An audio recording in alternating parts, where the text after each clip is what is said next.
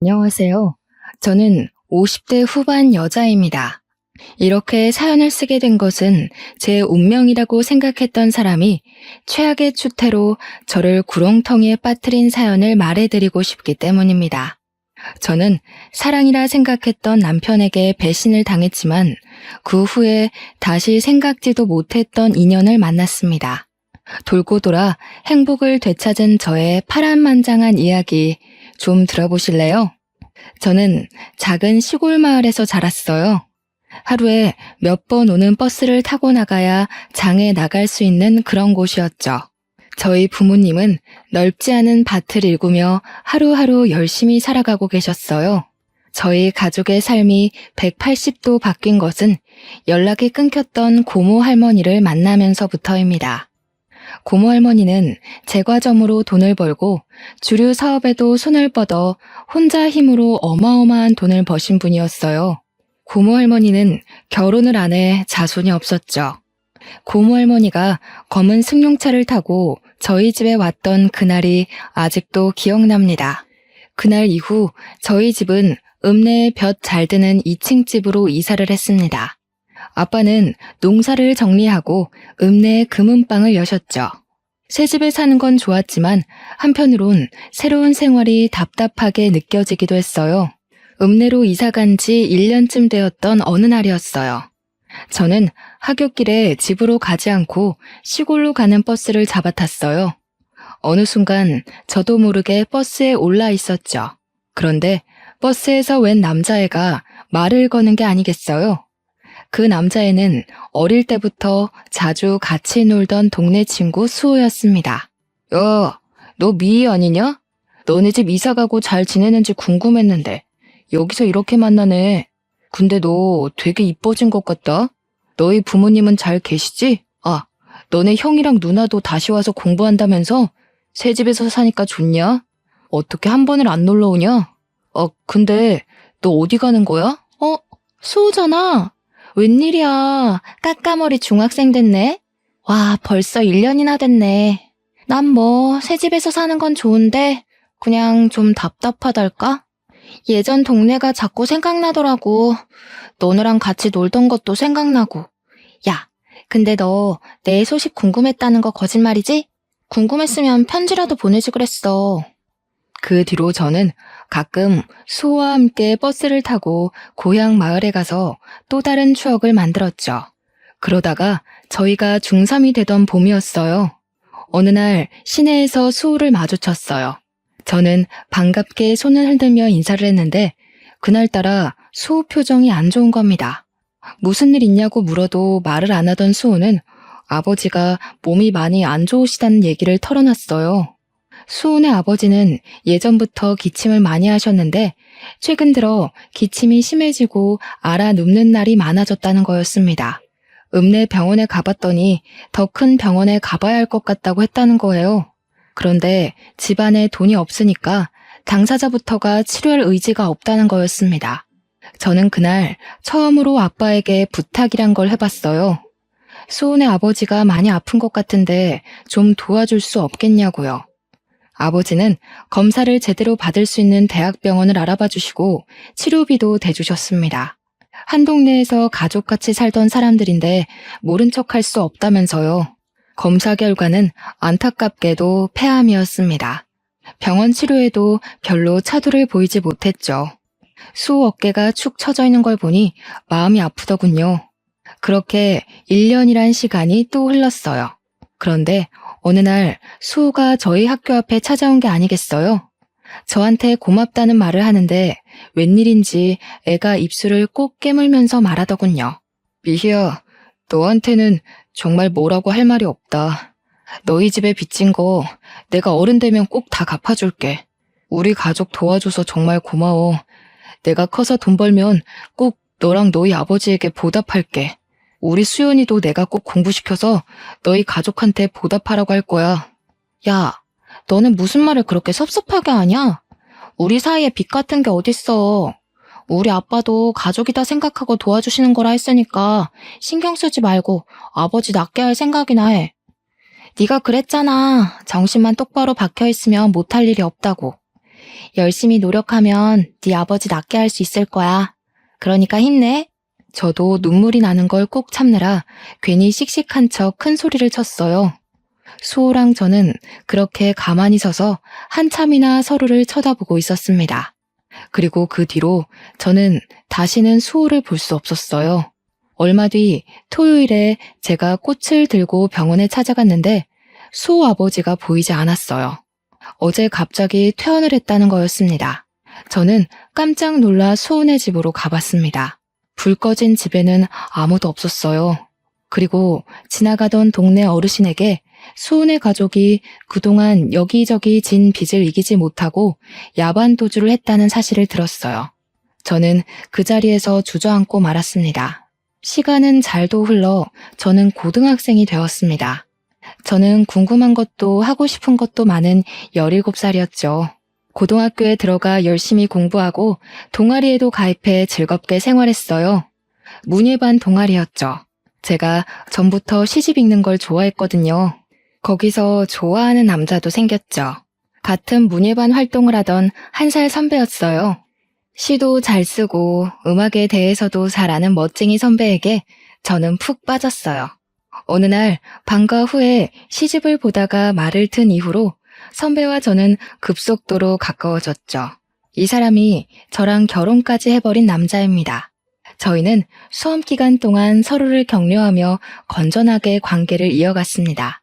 그런데 제가 고2였고 선배가 고3이 될 때 선배 아버지가 보증 섰던 것이 잘못되어 선배의 집이 망하고 말았어요. 저는 당연히 대학에 가게 되어 있었지만 선배는 집안 사정 때문에 결국 대학을 포기하고 군대를 가겠다고 하더군요. 그때는 그를 많이 좋아하고 있었기 때문에 그의 사정이 안타깝기만 했어요. 저는 열심히 공부해 서울에 있는 유명 대학 국문과에 입학했고 군대에 있는 남자친구와 연애를 이어갔습니다. 2년 반 동안 매일매일 편지를 쓰다시피 하고 도시락을 싸가지고 다니면서 면회도 갔습니다. 대학교에 가서 멋진 남자들이 들이대도 눈이 돌아가는 게 아니라 대학교도 못 가고 군대에서 고생하는 남자친구가 애달프게만 느껴졌죠. 그러는 동안 아빠는 오래전에 사둔 땅들이 도시개발로 땅값이 올라 더 큰 부자가 되었고 사업을 더 크게 하게 되었습니다. 그렇게 세월이 지나 남자친구가 전역하게 되었어요. 저는 아직 대학교 2학년이었는데 그가 전역한 지 며칠 안 되어 결혼하자는 말을 하는 겁니다. 너무 사랑하는 사람인 건 맞지만 아직 학생인데다 그와 결혼할 만큼 확신이 선 건 아니라서 저는 당황하고 말았어요.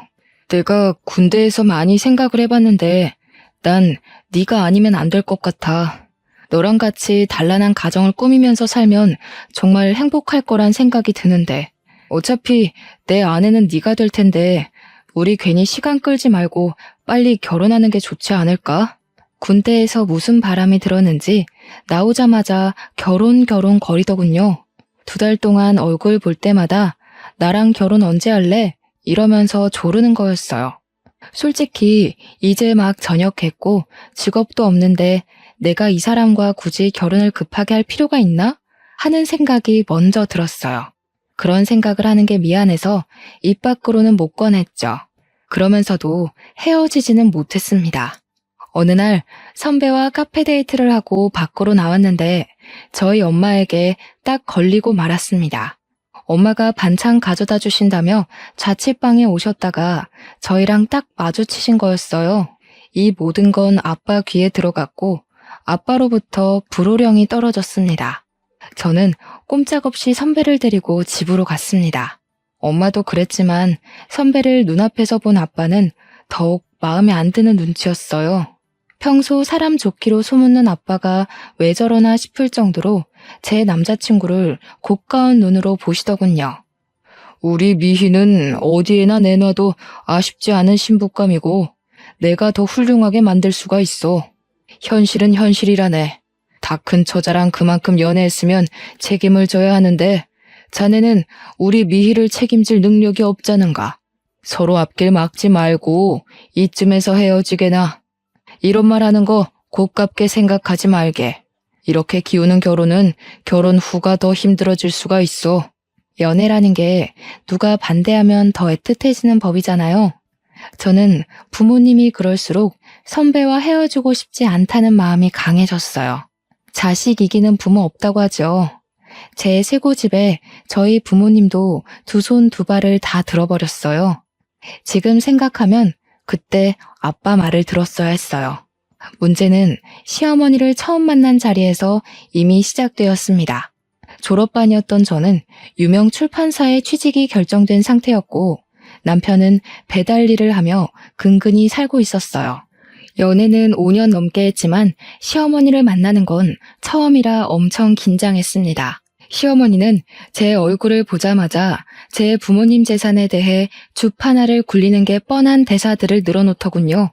그 동네가 개발이 되어서 돈푼 깨나 손에 쥔 알부자들이 많기는 하지. 그렇기는 해도 그런 시골에서 돈이 많아봤자 아니겠냐. 아참, 그러고 보니 서울에도 집이 있다지 않았니? 평창동이랬나? 평창동이면 뭐 괜찮지. 너희들 결혼할 때 집 한 채는 넉넉히 해주겠구나. 어이 참 엄마도 그런 말 하지 마시라니까. 평창동 집 얘기는 뭐하러 꺼내세요? 미 아버지가 미를 얼마나 애지중지하시는데 어련히 알아서 해주시려고. 저희는 그냥 때 되면 결혼 준비나 잘하면 돼요. 쓸데없는 말로 초치지 마세요. 솔직히 기분이 너무 안 좋더군요.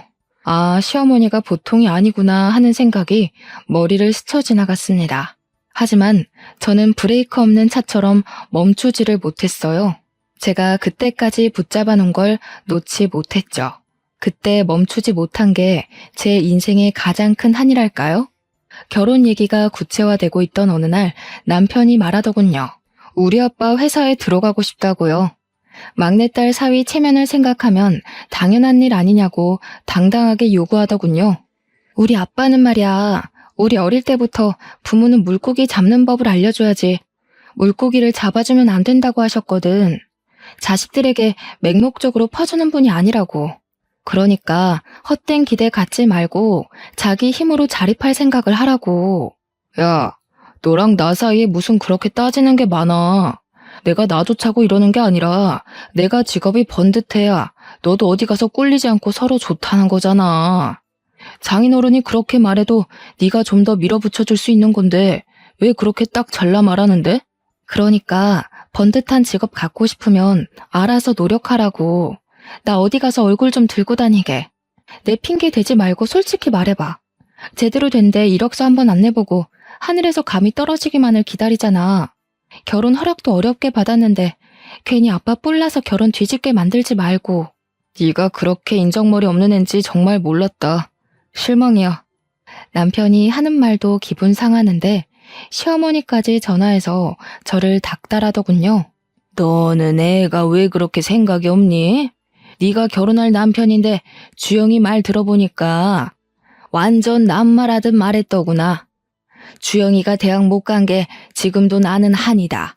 요즘 같은 세상에 대학 못 나오면 무시당하기 십상인데 직업이라도 번듯해야 되지 않겠니? 이제 한 가족인데 주영이가 너희 아버지 회사 들어가면 누이 좋고 매부 좋고 남보기도 좋고 얼마나 좋니? 어머니, 저희 부모님 진짜 어렵게 설득했어요. 저희 아빠 자격 없는 사람한테 회사 안 물려준다고 저희 언니, 오빠한테도 함부로 자리 안 주시는 분이세요. 지금 주영 씨 회사에서 꽂아달라는 말 나오면 무슨 수를 써서라도 결혼 뒤집어 엎으려고 하실 거라고요. 참네.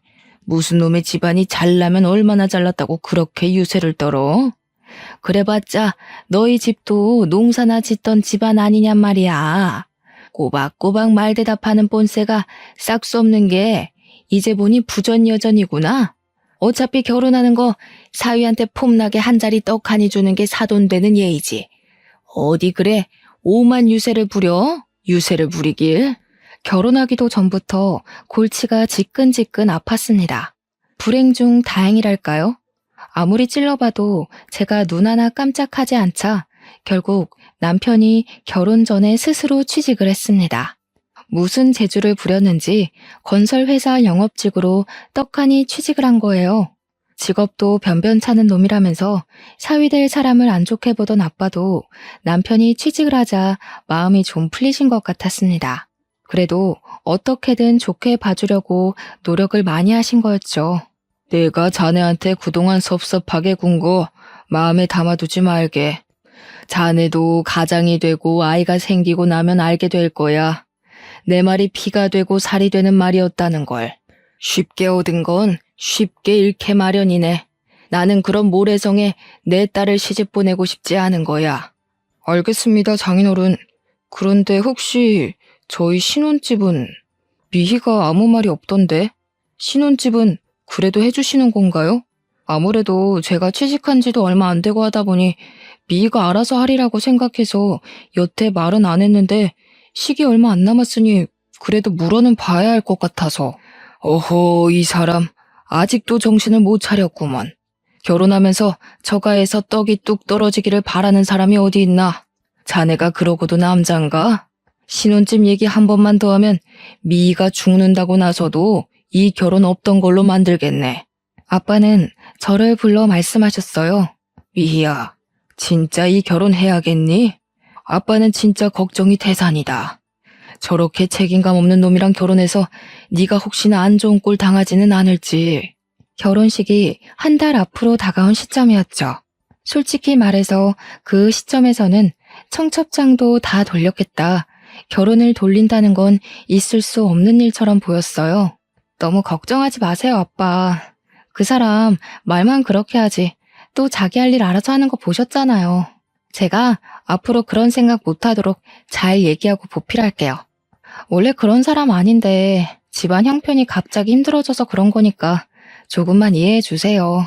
아직 경험이 적어서 그렇지 지금까지처럼 제가 옆에 있어주면 잘 헤쳐나갈 수 있는 사람이라고 생각해요. 아빠의 걱정스런 얼굴을 뒤로하고 저는 결혼식을 올렸습니다. 신혼생활은 나름대로 즐거웠어요. 시어머니가 틈만 나면 귀따갑게 불평하는 것만 빼면요. 아이고, 어떻게 된 놈의 집안이 예의란 건 밥 말아 처먹었다니? 이게 날로 먹겠다는 거지 뭐야. 딸내미 시집 보내면서 빈손으로 보내는 놈의 집안이 어디 있어? 농사나 짓던 상놈의 자식들이어서 그런가 우리가 지금 이렇게 없이 산다고 무시하는 거지 뭐야. 내가 이 수모는 죽어도 잊지 않을 테니 두고 봐라. 저기요, 어머니. 저 빈손으로 오지 않았어요. 그래도 저희 엄마가 결국에는 혼수 최고급으로 다 마련해 주셨잖아요. 저희 언니랑 오빠도 막내 동생 결혼하는데 그냥은 안 시킨다고 많이 도와주셨고요. 솔직히 둘 다 취직한 지 얼마 되지도 않았는데 저희 형편에 이만큼 하고 사는 것도 감지덕지죠. 감지덕지? 참네. 내 기가 막히고 코가 막혀서 있는 것들이 더하다더니 딱 그 짝이구만. 막내딸 결혼하는데 평창동 집을 내줘도 모자랄 판에. 뭐? 감지덕지? 내가 말했지?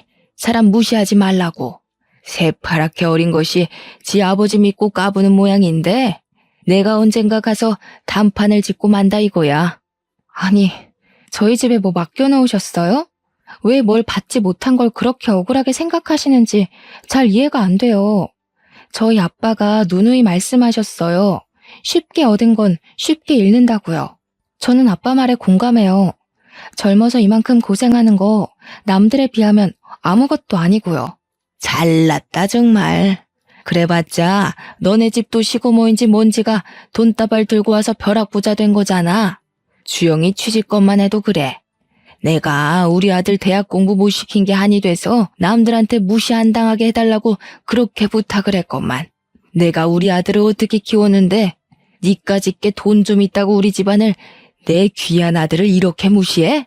귀에 딱지가 앉을 지경이었지만 나중에는 적당히 무시하는 수밖에 없다는 걸 알았습니다. 그래도 저희는 열심히 일하고 예쁜 아이들도 낳았습니다.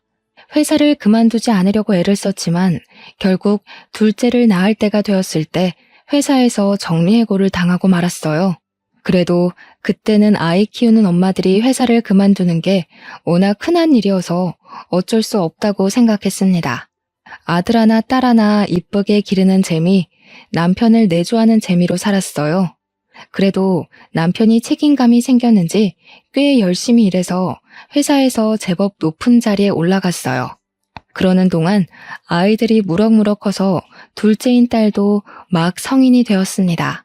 저와 남편은 40 끝자락이었죠. 시어머니가 좀 잠잠한가 싶었더니 남편이 사고를 치고 말았습니다. 어느 날 남편이 저를 부르더니 하는 말이 글쎄 5억만 해줄 수 없느냐는 거였습니다. 저는 황당해서 입을 떡 벌리고 말았어요. 5억? 5억이 어디 애들 장난이야? 당신 지금 그걸 말이라고 하는 거야? 당신이 도대체 5억이나 되는 돈이 어디에 어떻게 필요한데? 말을 꺼냈으면 똑바로 설명을 해야지. 나 지금 꼭 필요한 데가 있어서 그래. 나 살리는 셈 치고 한 번만 빌려주라. 여태까지 당신 집에서 우리 도와준 거 하나도 없잖아. 솔직히 이게 말이 된다고 생각해? 친구들은 처가가 잘 사니까 우리도 처가 덕보고 돈 걱정 하나도 없이 사는 줄 아는데 나는 허구한 날 돈돈거리면서 살았다고. 우리 집 덕을 하나도 못 봤다고? 좀 잠잠하다 했더니만 덕을 못 보긴 왜 못 봐.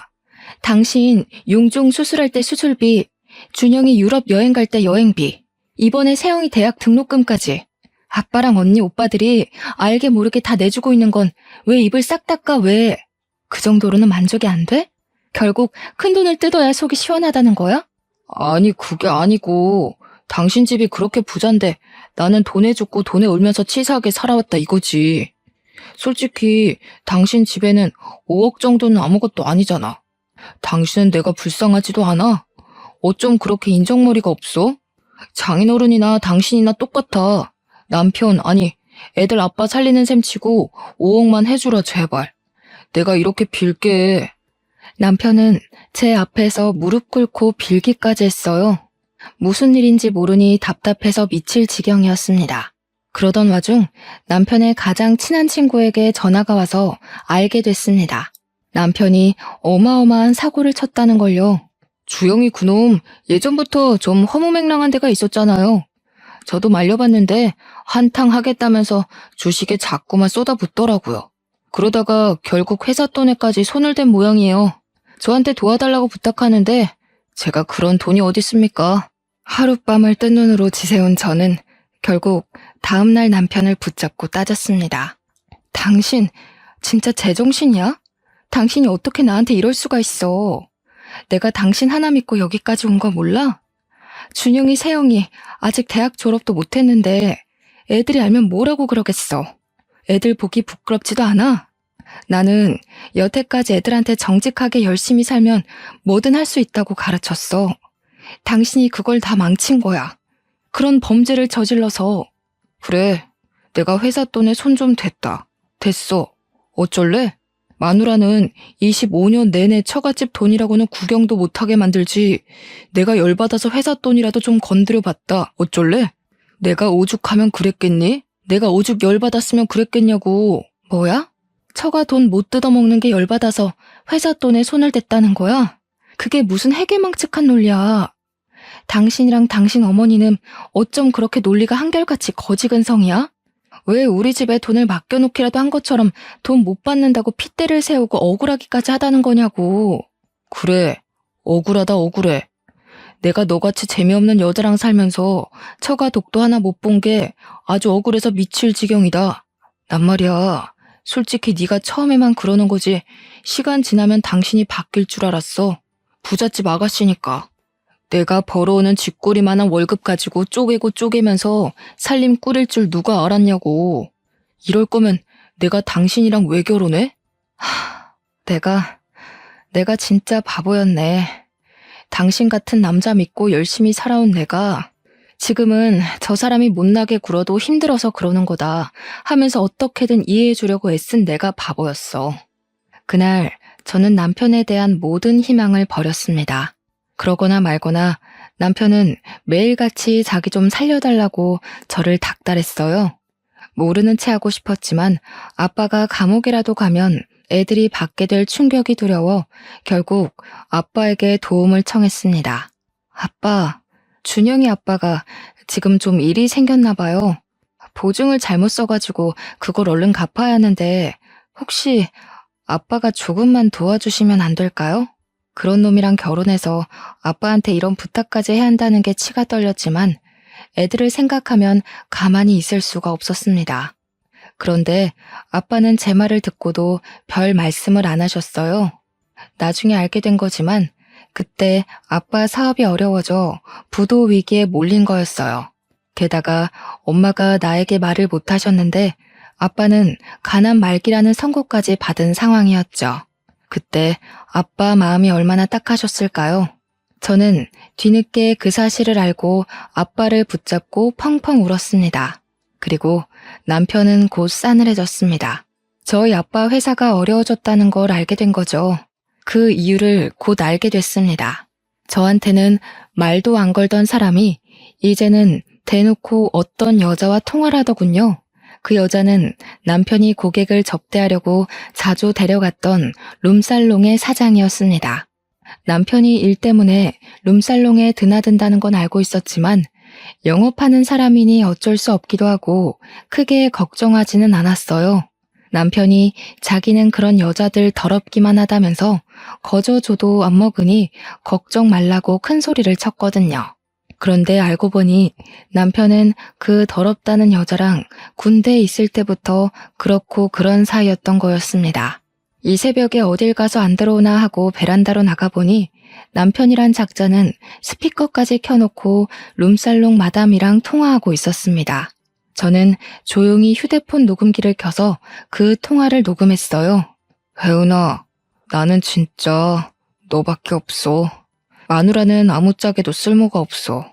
내 사랑은 25년 전이나 지금이나 한결같이 너밖에 없다는 거 알지?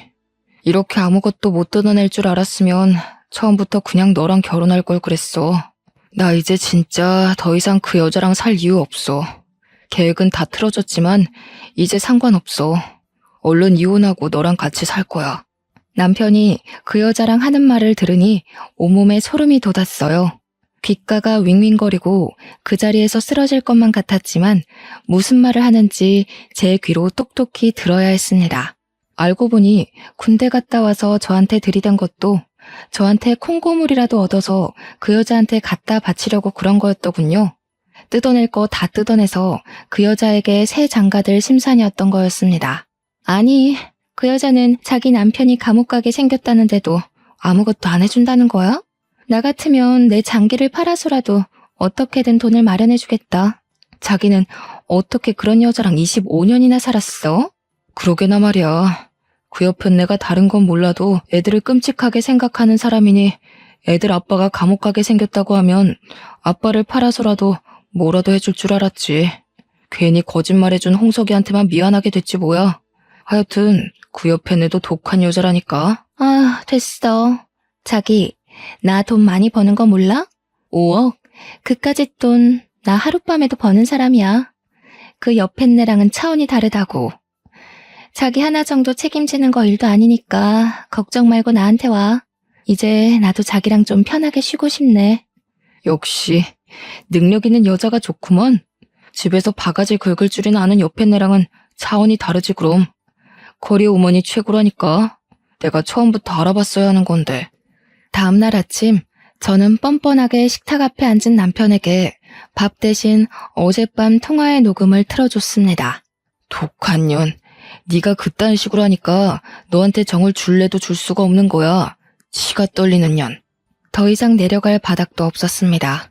그래도 아이들 아빠이기에 그때까지도 저는 끝장을 보고 싶지는 않았어요. 고민하다 시어머니를 찾아갔습니다. 당신 아들의 쓰레기 짓을 밝힐 생각이었습니다.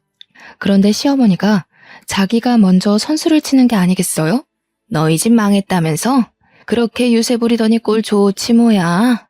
내 그럴 줄 알았다니까. 우리 아들 도와주지도 못하는 며느리는 이제 필요 없다 이거야. 솔직히 너한테 볼 게 돈 많은 친정밖에 더 있었니? 우리 주영이는 훨씬 더 능력 있는 여자 만날 수 있다고 내가 누누이 말했지? 능력 있는 새 며느리 들어오면 나야 좋지. 당신 아들이 그래요? 능력 있는 여자 새로 만날 거라고? 그래. 능력 있는 커리어우먼 만난다길래 내가 그러라 그랬다. 진즉에 그랬어야지. 인생에 하등도 만들고 툭하면 바가지나 긁는 옆에 내를 뭐 좋다고 수십 년이나 데리고 살아? 지네 돈은 지네 돈이라고 움켜쥐고 한 푼도 안 주려고 부들부들 떨더니 잘 됐지 뭐. 이제 서로 갈 길 가면 되는 거 아니냐? 그 여자가 커리 어머니라고요? 어머니, 그 여자 무슨 일 하는지 몰라서 그러시는 거죠? 당신 아들이 결혼 전부터 술집 다니면서 사귄 여자라고요. 자기 입으로 그렇게 더럽다고 저도 안 먹는다고 멸시하던 그런 여자라고요. 그래도 좋으시다는 거예요? 진짜 애들 아빠가 그런 여자랑 붙어 먹어도 괜찮으시냐고요. 아이고 참네. 요즘 같은 세상에 직업의 귀천이 어디 있나. 개같이 벌어서 정승같이 쓴다는 말이 괜히 있는지 알아? 그리고 너 그거 아니? 주영이 회사에 넣어준 것도 그 여자가 해준 거. 너는 아무리 부탁해도 안 들어준 걸 그 여자는 한 방에 해결해준 거란다. 이제 무슨 말인지 알겠지? 알아들었으면 내 아들 앞길 막지 말고 썩 꺼지거라. 남편이 룸살롱 마담이랑 그렇고 그런 사이란 걸 안 순간부터 저한테 돈 뜯어내려고 그런 거짓말까지 꾸며냈다는 걸 알았을 때도 저는 어떻게든 이성을 잃지 않으려고 노력했습니다. 저는 엄마이고 저에게는 지켜야 할 가정이 있으니까요. 하지만 시어머니가 뱉어내는 천박한 말들을 듣고 있자니 인간적인 선을 넘지 않으려고 저 혼자 아무리 발버둥 쳐봐야 될 일이 아니라는 걸 깨달을 수밖에 없었습니다. 시어머니는 다 알고 있었던 거예요. 남편이 결혼 전부터 바람 피운 것부터 돈 뜯어내서 세장가 가려고 저랑 결혼한 것까지 그 어머니의 그 아들이라고 부끄러운지도 모르고 모든 걸 제 탓으로 돌리고 있더군요. 아픈 아빠한테는 사실대로 말할 수가 없었어요. 엄마에겐 말할 수밖에 없었지만 병원에 있는 아빠 모르게 이혼 소송을 준비했습니다. 김서방은 왜 안 오냐면서 할 말이 있다고 남편을 찾는 아빠 때문에 저는 입술을 깨물며 눈물을 참아야 했습니다. 그래도 이혼 소송은 제대로 진행되고 있었어요. 저를 우습게 여긴 남편이 조심성 없이 상간녀랑 통화한 덕에 남편 귀책 사유로 이혼 소송을 했죠. 아이들에겐 미안했지만 아이들을 위해서라도 그런 사람과는 연을 끊어야 했어요. 애들이 성인이긴 해도 아직 어렸지만 숨기려 해봤자 더 상처만 받을 것 같아 억지로 숨기려 하지는 않았습니다. 예상대로 아이들은 크게 놀라고 상처를 받았지만 그래도 상황을 냉정하게 파악하고 제 편을 들어주더군요. 아빠는 결국 돌아가셨습니다. 저는 모든 걸 잃은 기분이었어요. 아빠의 장례식 날 예전에 알던 어른들이 많이 찾아오셨어요. 다들 아빠는 정말 좋은 분이었으니 좋은 곳으로 가셨을 거라고 저를 위로해 주셨습니다. 그리고 장례식 둘째 날 어떤 남자가 쭈뼛거리며 장례식장으로 들어서더군요. 저는 누군지 얼른 생각이 나질 않아 인사만 드리고 가만히 서 있었습니다.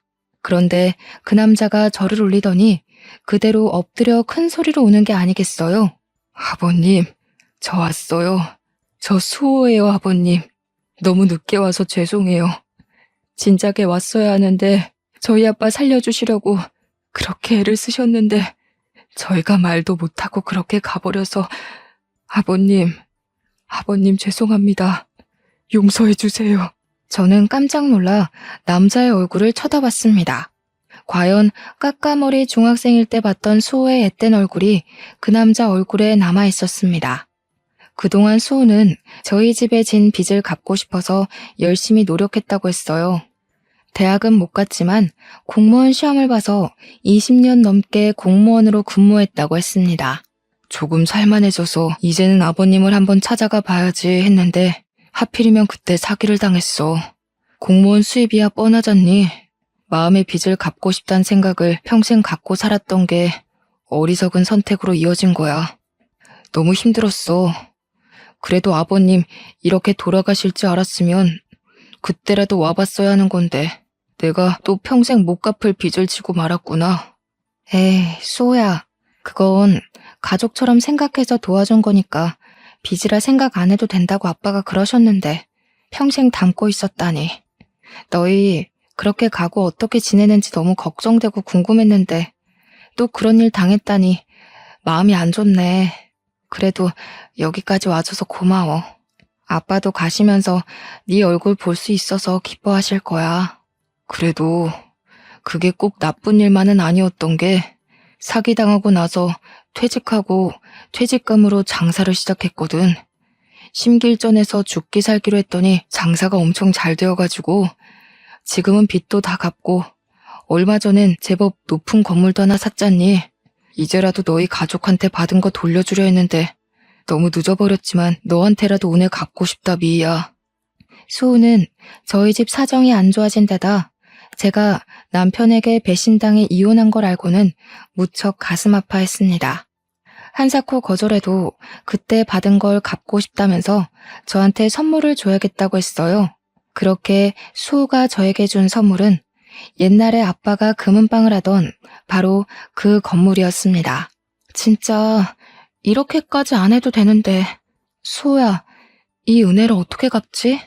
너는 평생 마음에 빚을 안고 살았다면서 나한테 똑같이 빚을 안겨주는구나. 너야말로 빚이라고 생각하지 마. 너희 가족한테 받은 거 생각하면 이것도 아무것도 아니야. 마음 같아선 더 큰 건물 주고 싶다고. 그때 우리 아빠 아프고 나서 자꾸 빚만 늘어가지. 빚쟁이들이 틈만 나면 집에 들이닥쳐서 협박하지. 진짜 죽을 맛이었거든. 다른 이웃들은 다 돈 못 돌려받을까봐 눈이 퍼렇게 변해가는데 너희 아버지만 돈 안 갚아도 된다고 다독여주시고 우리 집에 쌀도 갖다 주시고 그랬어. 우리 아빠가 그랬다고? 나는 몰랐는데. 난 너희 집 그렇게까지 힘든 것도 모르고. 너까지 동정했으면 내가 오히려 힘들었을 거야. 아저씨가 몰래 도와주신 거야. 솔직히 나 그 뒤로 너희 아빠 덕에 똑바로 살 수 있었어. 우리 아빠 돌아가시고 한동안 방황했거든. 아저씨가 아무리 어려운 상황이라도 정신만 똑바로 박혀있으면 뭐든 할 수 있다고 늘 그러셨거든. 살면서 힘들 때면 그 말 붙잡고 일어났어, 나. 참 놀라운 일이었습니다. 아빠가 몇십 년 전에 수호에게 해줬다는 그 말은 시간을 돌고 돌아 아빠를 잃고 주저앉은 저에게도 힘이 되었어요. 저는 다시 힘을 내어 아빠가 금은방을 했던 그 자리에 식당을 열었습니다. 다행히 식당은 잘 되었습니다. 입소문을 타서 몇 달 만에 줄을 서서 먹을 만큼 손님이 많았어요. 2년도 안 되어 옆 동네에 체인이 생겼고 제 힘으로 아파트를 살 수 있을 만큼 돈을 벌었어요. 무엇보다 좋은 건 저한테 사업 수완이 있다는 걸 알게 된 거였습니다. 식당이 자리를 잡기 시작하자 저는 어느 지역에 가면 이 지역에는 어떤 사업이 필요하다는 게 그림처럼 그려졌어요. 그 뒤로 여기저기 여행을 다니며 사업 영감을 받은 덕에 지금은 전국 5개 도시에 식당을 갖게 되었습니다. 저희 고모할머니처럼 저도 제 손으로 사업을 해서 자수성가를 하게 됐습니다. 여행을 많이 다니게 된 것도 사실은 수호 덕이었어요. 알고 보니 수호도 사기당했을 때 아내가 바람나서 애들까지 버리고 집을 나가버렸다지 뭡니까. 동병상련 같은 처지였어요. 수호와는 자주 만나며 서로의 상처를 보듬고 용기를 북돋워주며 옛 추억도 되새기는 사이가 됐죠. 어느 날 수호가 말했습니다. 미희야, 너한테 이런 말하는 거 너무 쑥스럽기는 한데 나 사실은 예전에 너 좋아했다? 그거 몰랐지? 우리가 그때는 아무것도 몰라서 이렇게 많은 시간을 보내고서야 만나게 됐지만 나는 너랑 있으면 어릴 때로 돌아간 것 같이 편하고 좋아. 너만 괜찮으면 우리 남은 인생 서로 보듬으며 함께하면 어떨까 싶은데. 저도 사실 수호랑 있으면 어린아이가 된 것처럼 마음이 편해졌거든요. 저에게 힘이 되어주고 제 아픔에 더 아파해주는 수호의 손을 기꺼이 잡았습니다. 각자 사업도 꽤 안정이 되었겠다. 아이들도 다 커서 취직했겠다. 저희는 시간 날 때마다 여행을 다니며 여생을 즐기기로 한 거죠. 몇 년이 걸린 이혼 소송에도 결국 승소해 위자료로 아파트 한 채 값을 받게 되었어요. 결혼 생활 동안 재산 증식에 기여한 것이 인정된 것이죠. 판결이 나고 얼마 지나지 않아 남편은 초췌한 몰골로 저를 찾아왔습니다. 능력 있는 여자 만나서 떵떵거리고 살겠다던 자신만만한 태세는 다 어디 가고 자기가 지금 죽게 생겼으니 한 번만 도와줄 수 없냐면서 저를 붙잡고 늘어지는 게 아니겠어요. 알고 보니 룸살롱 마담에게는 사실혼 관계인 조직폭력배 애인이 있었던 거였습니다. 그 여자는 깡패 애인과 사이가 잠깐 안 좋았을 때 전 남편을 데려다 살림을 차린 거였고요. 잘못 걸려도 한참 잘못 걸린 거죠. 이 사실을 안 깡패 애인은 노발대발해서 전 남편을 끌고 갔습니다. 실컷 얻어맞은 전 남편은 자기가 잘못한 거 돈으로 갚을 테니 목숨만 살려달라고 빌어 거래 아닌 거래에 지장을 찍었다는 겁니다. 능력 있는 여자 만나서 5억쯤은 별거 아니라더니 그 여자 때문에 그보다 훨씬 더 큰 빚을 지게 된 거였어요. 정말이지 내가 저런 어처구니 없는 남자랑 살았구나 하는 생각이 다시금 들지 않을 수 없었습니다. 이야, 내가 너한테 이런 말할 면목이 없는 거 아는데, 나도 아는데, 나 진짜 이거 안 갚으면 언제 어떻게 될지 몰라. 제발 나 좀 한 번만 살려주라 제발. 너 돈 많이 벌었다며? 너는 돈 없어도 다시 일어날 능력이 있잖아. 나는 솔직히 이제 아무것도 없어. 애들 아빠 살리는 셈 치고 아직도 더러운 입으로 애들 우는할 힘이 남은 걸 보니 당신은 아직도 멀었네. 준영이랑 세영이가 그러더라. 아빠도 아빠 같아야 아빠지. 엄마 속여먹고 등쳐먹은 더러운 인간은 아빠가 아니라고. 요즘 애들은 부모라고 무조건 편들어주고 그러지 않아. 내가 그러지 말라고 해도 아빠랑 영 끊자고 자기들이 먼저 그러더라.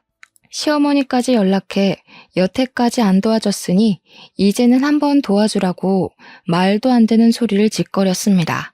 아무리 그래도 애들 아빠인데 어쩌면 애들까지 너 닮아서 인정머리 없고 싹수가 없니? 너 이제 돈 많다며.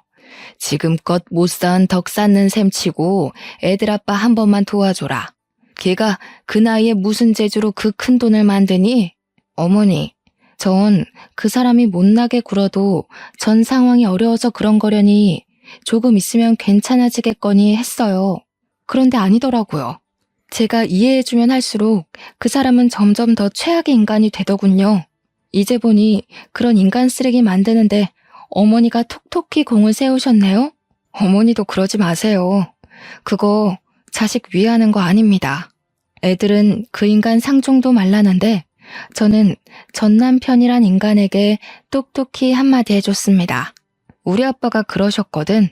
아무리 힘들어도 정신만 똑바로 차리면 뭐든 할 수 있다고. 솔직히 당신 같은 쓰레기가 정신을 차릴 수 있을진 모르겠지만 자기가 싼 똥은 자기가 치우는 거라는 망고의 진리를 이제라도 배워. 배움에는 때가 없는 법이라잖아. 이제라도 배워서 제발 죽기 전에 한 번이라도 사람 구실하면서 살아. 그게 당신의 마지막 살 길이야. 이제는 정말 아무 걱정 없이 사업은 사업대로, 사랑은 사랑대로, 탄탄대로입니다. 얼마 전에는 제 아들이 결혼할 여자를 데려와 상견례 자리에 지금의 남편 수호와 함께 나갔습니다. 저희는 식은 안 올렸지만 혼인신고를 하고 부부로 살고 있습니다.